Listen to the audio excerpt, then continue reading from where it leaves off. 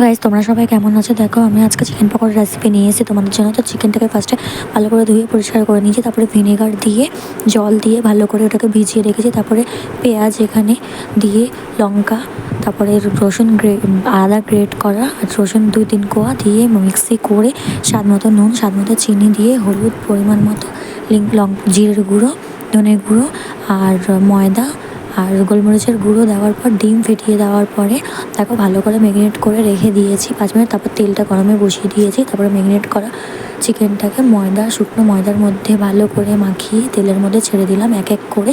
পুরো কড়াইতে যতটা তেল ছিল সেই পরিমাণ মতো ছেড়ে দেওয়ার পরে তো দেখো এখানে এপাশ ওপাশ করে ভালো করে লাল লাল করে উল্টে করে ভালো করে ভেজে নেব। তারপরে দেখো এরকম লাল লাল হয়ে গেলে ভালো করে তুলে নেব। লাল লাল করে তেলটা ঝরিয়ে তুলে নেওয়ার পরে দেখো এরকম ক্রিস্পি হয়েছে। তো তোমরা এইভাবে ট্রাই করে দেখো। কাকিকে জিজ্ঞেস করি কেমন হয়েছে, আমি ফার্স্ট টাইম ট্রাই করলাম। খুব সুন্দর হয়েছে গাইস। এই যে মহারানীর করার কথা ছিল, মহারানী ধুয়ে দিয়েছে, তারপরে সাইড কেটে গেছে। তারপরে এই যে আমি মহারানী করেছি, ফার্স্ট টাইম ট্রাই করেছি। কাকিকে জিজ্ঞেস করে জানি না কেমন হয়েছে, কাকি তো বলছে ভালো হয়েছে। আরও সবার থেকে জিজ্ঞেস করি দেখি কেমন হয়েছে।